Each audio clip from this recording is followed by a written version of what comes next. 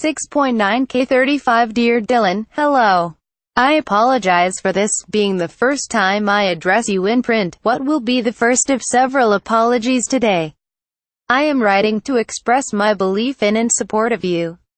I confess that at the time I worked for Woody Allen I was a naive young actress. I swallowed the media's portrayal of your abuse allegations against your father as an outgrowth of a twisted custody battle between Mia Farrow and him, and did not look further into the situation, for which I am terribly sorry. For this I also owe an apology to Mia. What I have to say next is not a justification, simply a description of my background with Woody at that time and since. As an adolescent, I cherished my copy of his book, Without Feathers. I played the Diane Keaton role in a high school production of Play It Again, Sam, and had grown up, like so many in my generation, in awe of his films. As a young actress I landed the dream role of Linda Ash in Mighty Aphrodite, and the artistic license he allowed me to create the character was thrilling. We were friendly though not close, but in no way did he ever overstep his bounds with me. I never personally experienced what has now been described as inappropriate behavior toward young girls, but this does not excuse my turning a blind eye to your story simply because I wanted desperately for it not to be so. It is difficult to sever ties and denounce your heroes, your benefactors, whom you fondly admired and felt a debt of gratitude toward for your entire career's existence.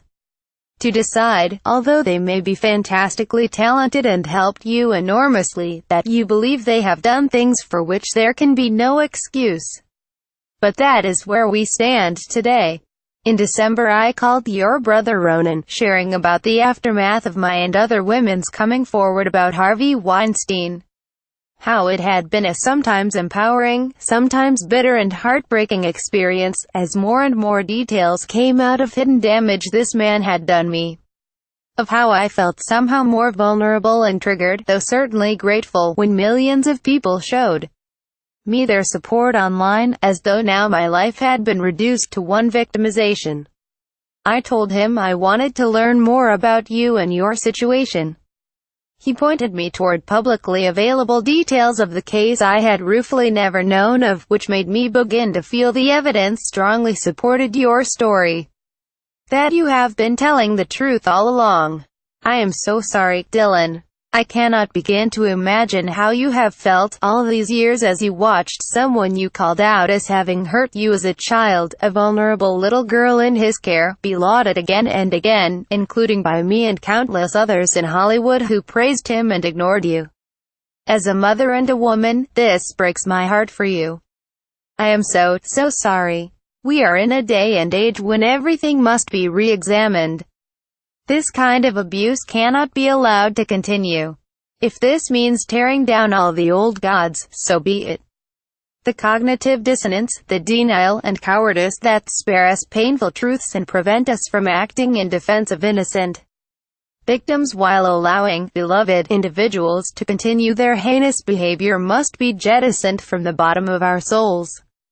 Even if you love someone, if you learn they may have committed these despicable acts, they must be exposed and condemned, and this exposure must have consequences. I will never work with him again. I am sorry it has taken me a few weeks to come out in support of you since that conversation, but it has been a process for me to own this truth and make this irrevocable break. I send you love and inclusion and admiration for your courage all this time. I believe you. I am grateful to you and admire your integrity and bravery, one woman who has had to stand virtually alone all these years speaking her painful truth. You are a true hero, and I stand with you. In gratitude and solidarity, Mira Sorvino. Sorvino is an actress, activist and mother. She has been a goodwill ambassador to combat human trafficking for the United Nations Office on Drugs and Crime since 2009. Download.